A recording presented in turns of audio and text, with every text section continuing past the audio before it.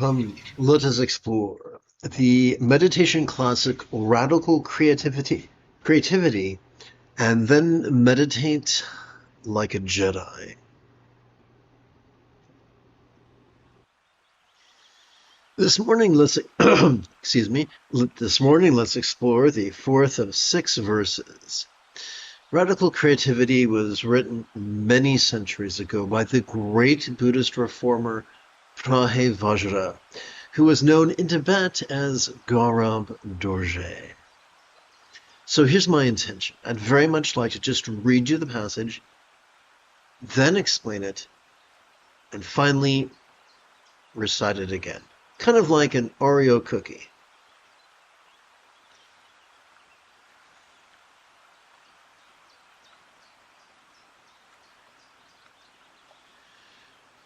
The pure pleasure union of sentient behavior, conceived by the deluded as a perverse path, is identical to the pure modality of Samantabhadra, the all-good one. Let's make sure this fits on the page. All right.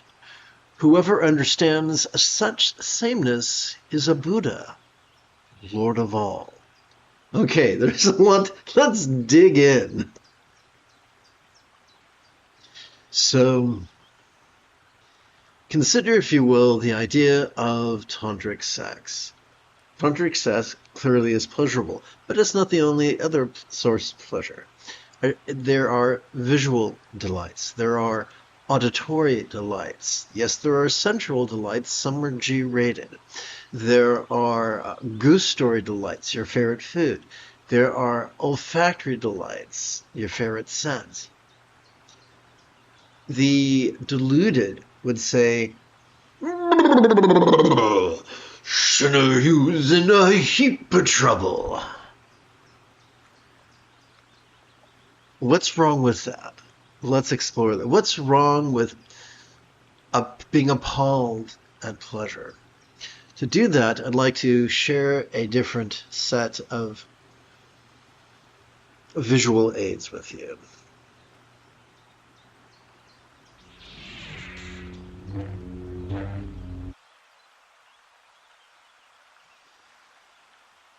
Anthropologists and archaeologists have agreed that there is great evidence, or at least substantial evidence, that 300,000 years ago, the culture of our Paleolithic ancestors conditioned people to be much more flexible, loving, rational, laid-back, egalitarian, lucid, cooperative, and kind than it does right now.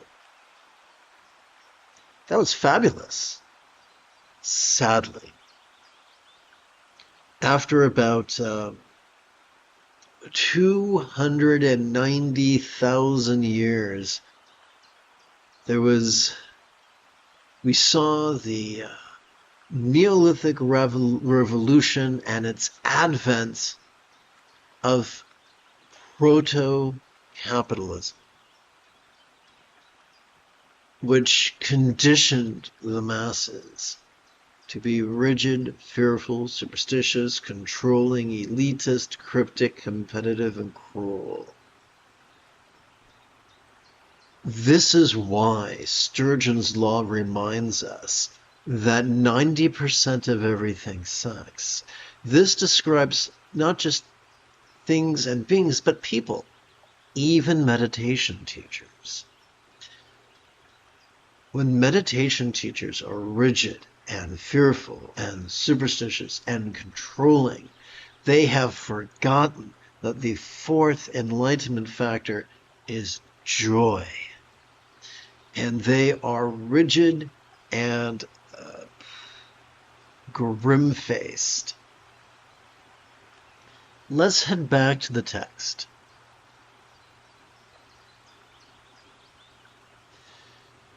These are the people who are deluded. So let's set aside psychology. Well, it's been my experience as someone who has wrestled with neurodiversity for my entire life, that the philosophical debates are clarified when viewed through the lens of neuroscience.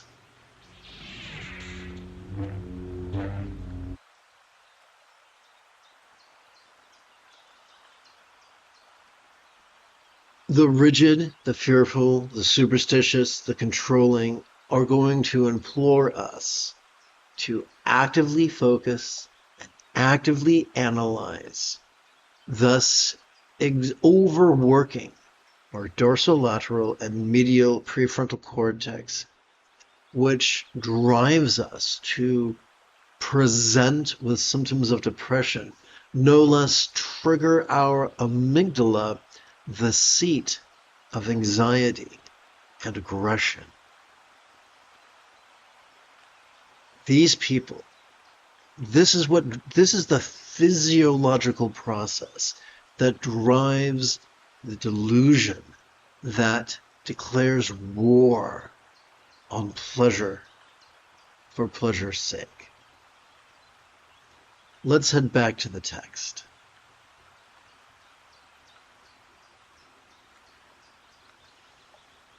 Wrong button. Let's try button 7.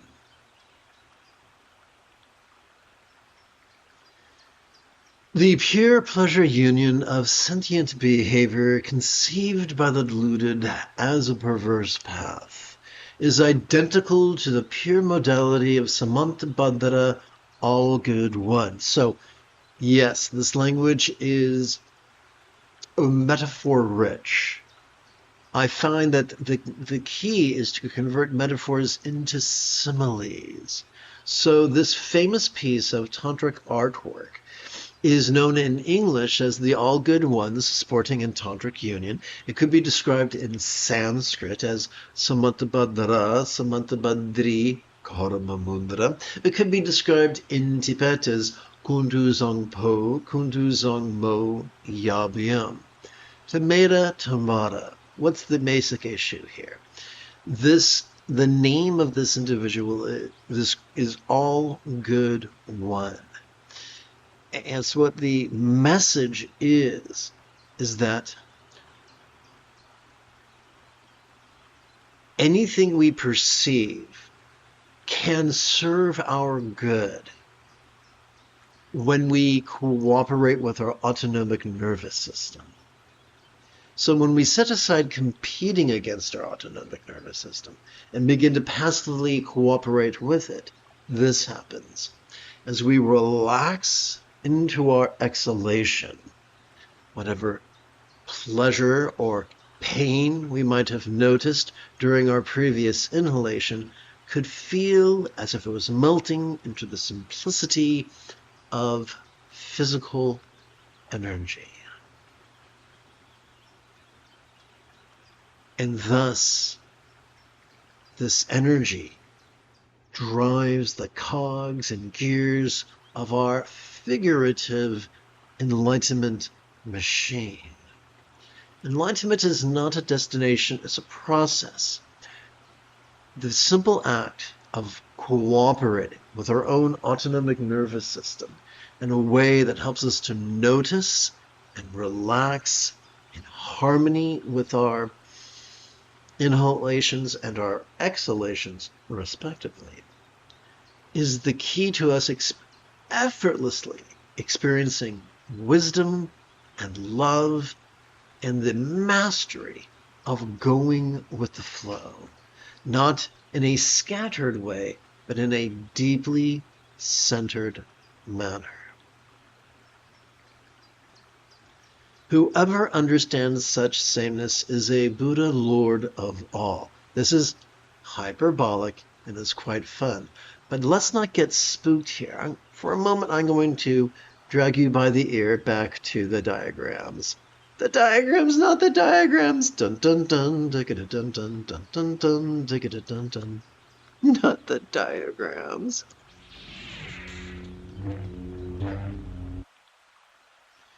Okay, here we go. That was a reference, of course, to a Merry Melodies cartoon. Not the gravy. Did you remember the gravy? Anyway, so let's go over here. Okay, here we go. So, the key to, the neuroscience of mindfulness is as follows. As we inhale, we automatically access the middle bit of our spinal cord known as the sympathetic nervous system, which is already wired to help us notice in a very special way, to help us vulnerably, passively, viscerally, randomly, fleetingly notice mind's perceptions, emotions, intentions, thoughts, memories, and imaginings. Whatever phenomena comes up, the external, the internal, the physical, the mental, the pleasurable, the painful, the interesting, the boring, the glorious, and the grotesque. Now the easiest way to practice this mindfulness is to, come on, coordination? Wow, really not liking this lack of coordination. Okay, the easiest way to practice this mindfulness is as follows. Every time we feel our lungs swell with breath, silently and mentally recite the demonstrative pronoun this. What do we do with that which we have noticed? This brings us to the neuroscience of meditation. Every time we exhale, whether we know it or not, we are wired. Our factory installed settings are as such. We automatically wind up accessing the very bottom and the very top of that same spinal cord. These two regions, together as a team, are known as our parasympathetic nervous system. They help us to physically relax in such a way that which we noticed during our previous inhalation could fleetingly feel less stressful, less permanent, less defining, and as non-graspable as a vast empty void. Any good English teacher will remind us that a simile is only as useful as it is relatable. So let's ask the question, what is a real-world example of a non-graspable vast empty void? How about the illusion of the infinite azure sky on a bright and beautiful cloudless morn, which, although could look tantalizing to the eye, could feel non-graspable to the hand?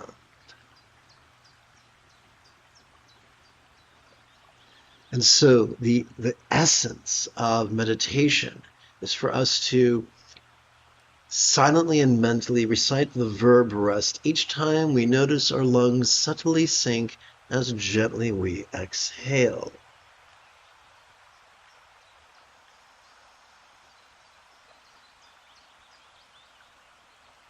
And so in Tantra we have the three Mahamudras, the three unions, the union of awareness and letting go, the union of bliss and letting go, the union of love and letting go. Yes, the art of loving non-neurotically. Who can forget that wonderful line in The Life of Brian? Oh, Mom, will the girls like this? Will the girls like that? That's all you think about. Sex, sex, sex.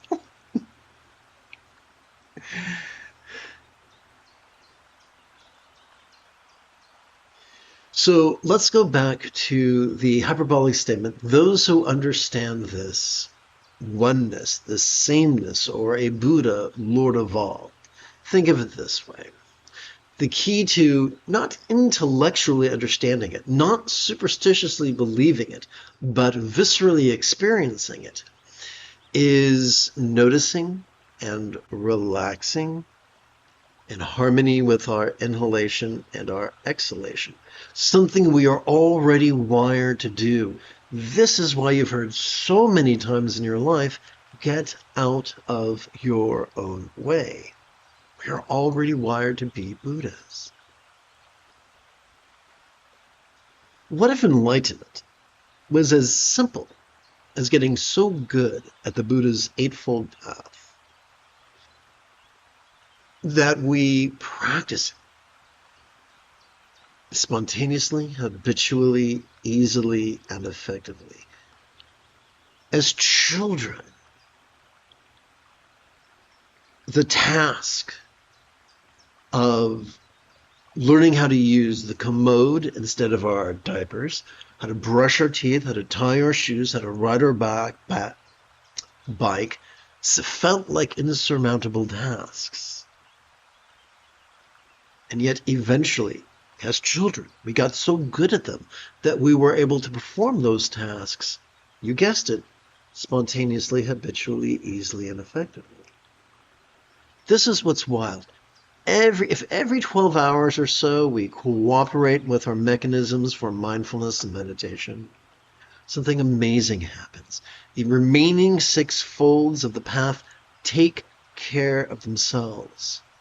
We cannot help but notice change, whether we want to or not. We notice the changing of the seasons, we notice the waxing and the waning of the moon, we notice the rising and the setting of the sun, we notice the swelling and the sinking of our chest.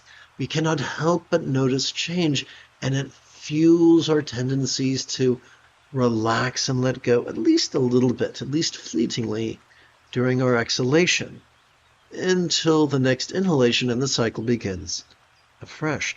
The more we notice and relax in harmony with our breathing, the more we can't help but practice kindness of intention, kindness of communication, kindness of conduct, kindness of commerce, comprising 50% of the Buddha's Eightfold Path.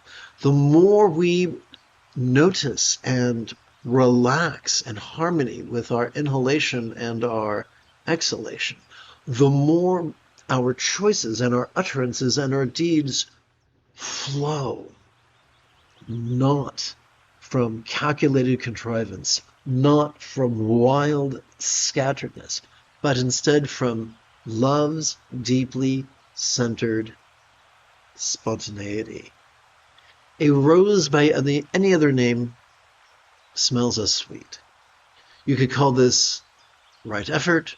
You could call this effortless effort. You could call this doing without doing. You could call this wu wei. You could call this expedient means. You could call this going with the flow. You could call this forsaking the Big Lebowski and instead being the dude. You could call this forsaking Mace Windu and instead being Qui-Gon Jinn. This path, Buddha was so certain of this that in the second to the final passage of his lesson on the 4 bases of mindfulness, he explained that this path could be mastered in as suddenly as 7 days. He didn't say that was only for special people at a special time in a special place who knew the secret handshake. He said universally, this could be mastered in as suddenly as 7 days. All we need to do is cooperate with our own autonomic nervous system. And we can do it sitting, standing, walking, lying down. We can do it while eating our favorite food. We can do it while watching a sunset. We can do it while having sexy time. I kid you not.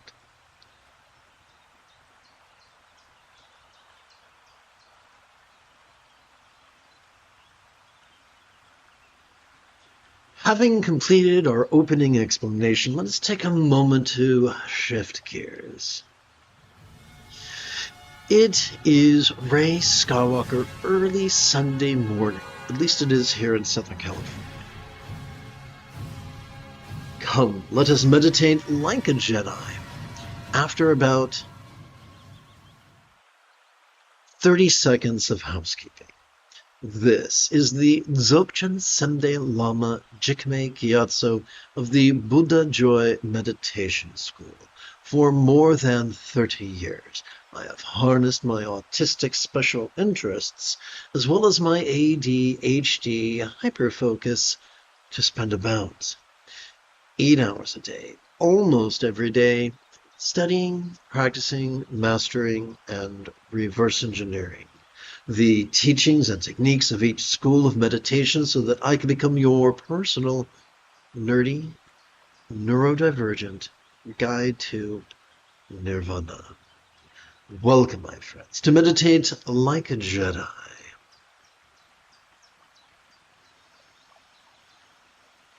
Which is made possible due to the generosity of viewers just like you. And so now, together, let us sit and breathe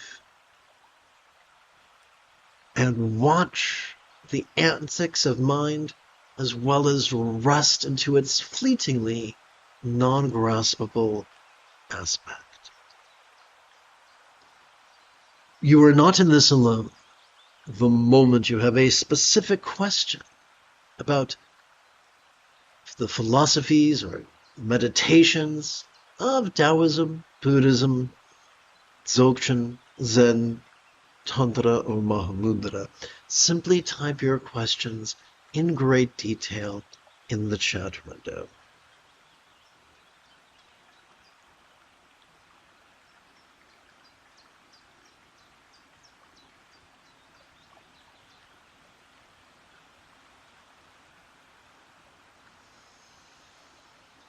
Let us rest the great knuckle at the base of our right middle finger upon the tip of our left middle finger, palms up in our lap.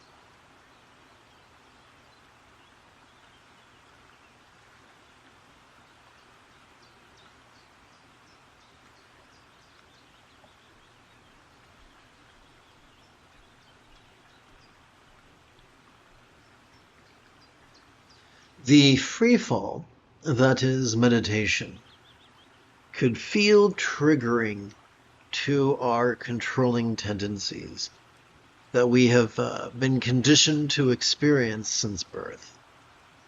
Here is a workaround. Let us rest the tip of our left thumb upon the lowest set of creases of its little finger, thus keeping track of our first of 16 sets of 16 inhalations. Again, our left hand can rest palms up in our lap. Every time we silently and mentally recite the demonstrative pronoun this as we feel our chest swell with air, we could advance our right thumb up the creases and tips of its fingers. Together, let us practice right now.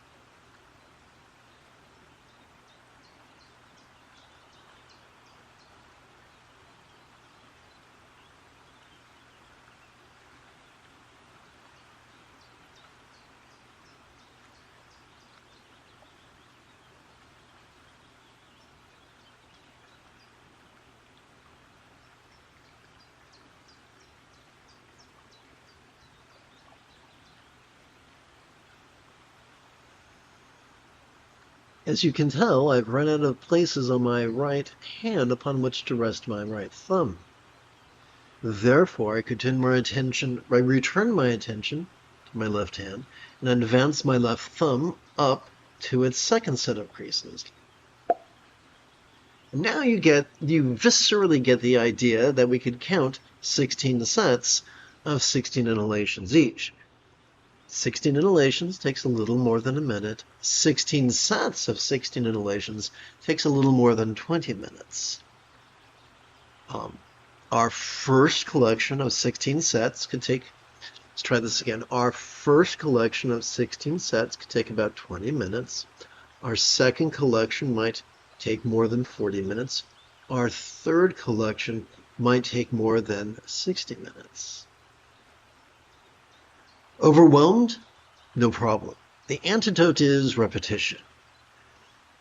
Meditate with me once every 12 hours or so, and within a week or two, the Buddhist path you could master.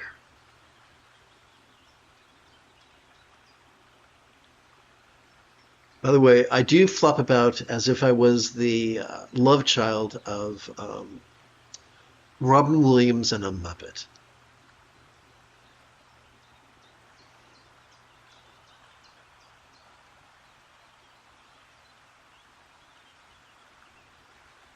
That would be one of the more enduring attributes of ADHD.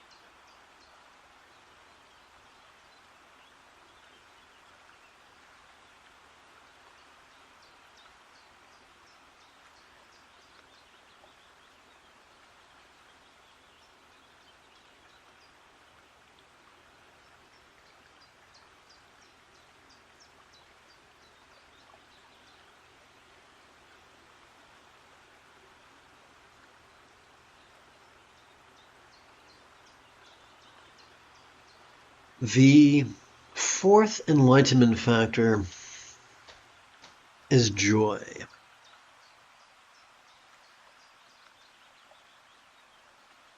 Therefore, do not be surprised when we spontaneously notice the corners of our mouth, or the apples of our cheeks, or the crow's feet of our eyes.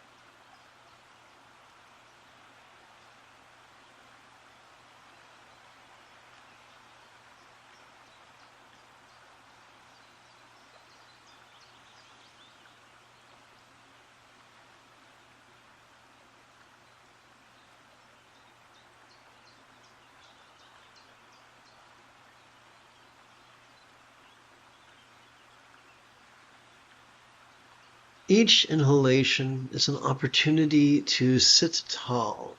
Each exhalation is an opportunity to relax.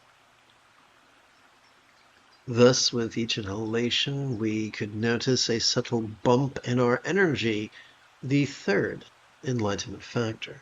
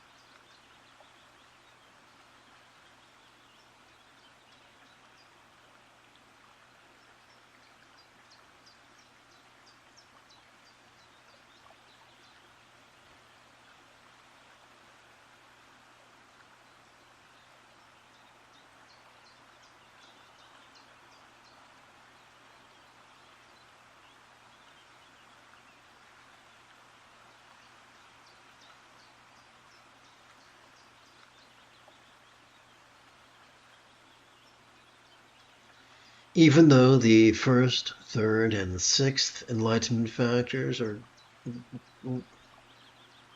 directly related to our inhalations, we do not actively concentrate upon our breath. Doing so will exacerbate our anxiety and aggression. Instead, we treat our breathing the way a piano student treats their metronome.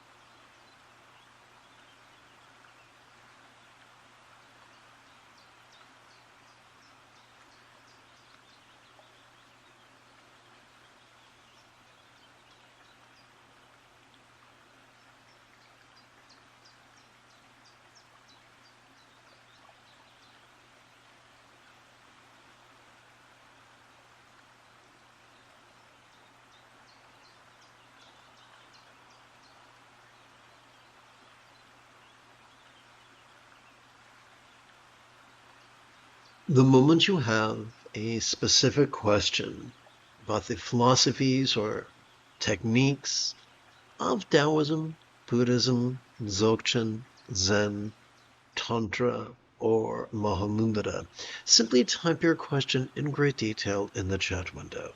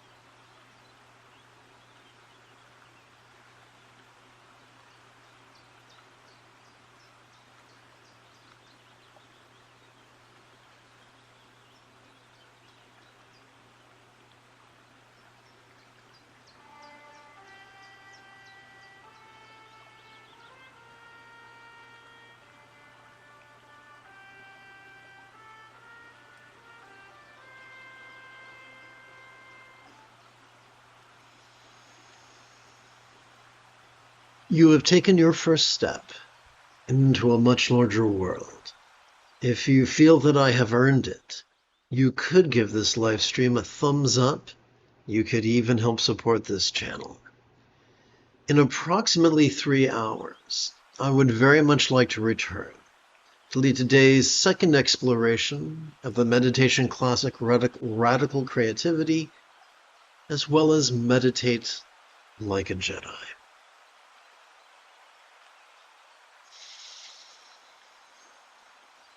And if you are as geeky as me, may the Force be with you always.